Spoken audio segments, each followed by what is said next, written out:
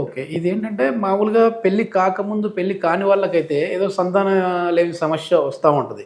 కానీ పెళ్లయి పిల్లలు పుట్టి ఇట్లా ఉన్న వాళ్ళకేంటంటే ఎక్కువ సేపు శృంగారంలో చేయలేరు. చేయలేరు. సో అది కూడా ప్రాబ్లమ్. మరి దీనికేంటి ట్రీట్మెంట్ ఎట్లా అంటారు? సో ఇట్లాంటిది ఏంటంటే దీని లక్షణాలతోటి వీళ్ళు ఇక్కడ డ్రాగింగ్ టైపు డిస్టర్బెన్స్ ఉండే వరకు వాళ్ళకి సెక్షువల్ డిజైర్ ఉండదు. ఒకవేళ పెయిన్ వస్తుందేమో అనే ఉద్దేశంతోటి వాళ్ళు పాల్గొనడానికి పార్టిసిపేట్కి ఇంట్రెస్ట్ చూపారు.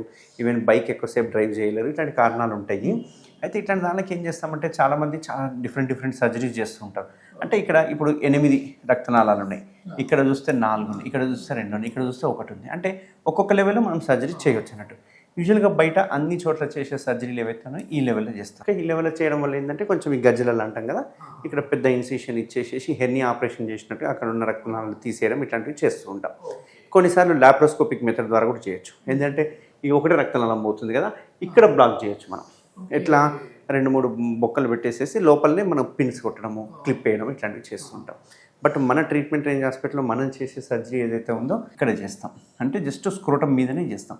అది కూడా మైక్రో సర్జరీ, మైక్రో వారికోసీలెక్టమీ అంటాం. చిన్న ఇన్సిషన్ ఇచ్చేసి ఇక్కడ మనం ఏం చేస్తామంటే 8 నుంచి 10 రక్తనాళాలను ఐడెంటిఫై చేసి అవి పాడయి ఉంటే కనుక మైక్రోస్కోప్ ద్వారా చూసుకుని దానిని మనం లైగేట్ చేయడం జరుగుతుంది.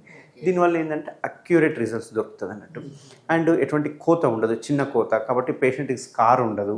అండ్ ఇమ్మీడియట్గా రికవరీ అయిపోతారు. మళ్ళీ కొంచెం టైట్ అండర్వేర్ వేసుకుని వాళ్ళ పనులు వాళ్ళు చేసుకోవచ్చు. ఇంకొక లేటెస్ట్ ట్రీట్మెంట్ ఉంది, బట్ అది సక్సెస్ రేట్ అనేది కొంచెం తక్కువ ఉంటుంది అండ్ కొంచెం కాస్ట్లీ ప్రొసీజర్ అన్నట్టు.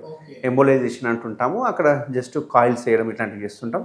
అది కొంచెం మనం కార్డియాక్ స్టెంటేషన్ ఎట్లయితేనో సేమ్ అదే రకంగా ఇక్కడ మనము కాయిల్స్ నింపేసేస్తాం. కాకపోతే ఏంటంటే ఓసారి కాయిల్స్ సరిగ్గా నింపకపోతే మళ్ళీ రికరెన్స్ వచ్చే అవకాశాలు ఉంటాయి. బట్ మనం చేసి మైక్రో వారికోసీలెక్టమీలో రికరెన్స్ ఛాన్సెస్ అనేది చాలా తక్కువ, 0 అని చెప్పొచ్చు.